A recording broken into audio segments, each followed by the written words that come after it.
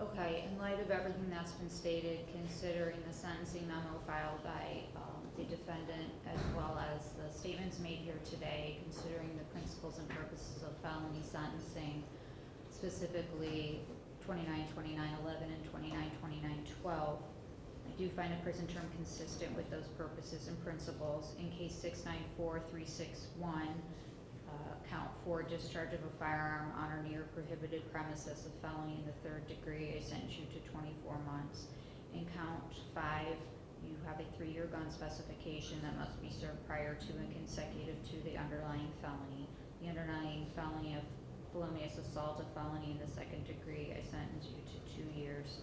Count 11, criminal damaging or endangering the misdemeanor in the 1st degree, I sentence you to 100 days to be served concurrent to all of their counts. In case 694-227, count 1, aggravated assault, a felony in the 4th degree, I sentence you to 18 months concurrent to case 694-361. So you will serve 3 years prior to and consecutive to a minimum stated term of 2 years and a maximum stated term of 3 years. Your total stated prison term is 5 to 6 years. You will get jail time credit as well. You do have a presumed early release date. The Department of Rehabilitation and Corrections may reduce your minimum sentence by 5 to 15% for exceptional conduct or adjustment to incarceration. If you are recommended for early release by the DRC, you will have a hearing in front of this court.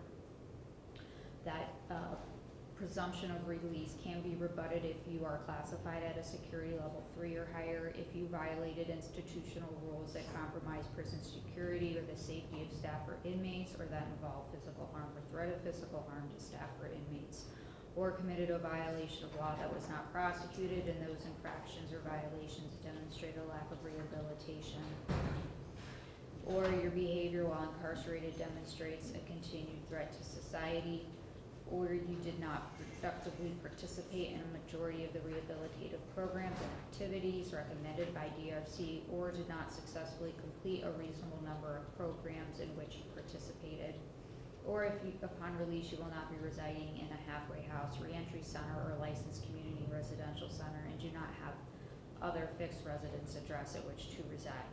If you're not recommended for or denied early release, there is a presumption that you'll be released at the end of your minimum term. However, the DRC can deny your release, and your incarceration can extend through your maximum term. The DRC will hold a hearing and may deny your release if any of the following apply. 1, if you're classified at a security level 3 or higher. 2, if you violated institutional rules that compromise prison security or the safety of staff or inmates, or that involve physical harm or threat of physical harm to staff or inmates, or committed a violation of law that was not prosecuted, and that those infractions or violations demonstrate a lack of rehabilitation, and your behavior while incarcerated demonstrates a continued threat to society.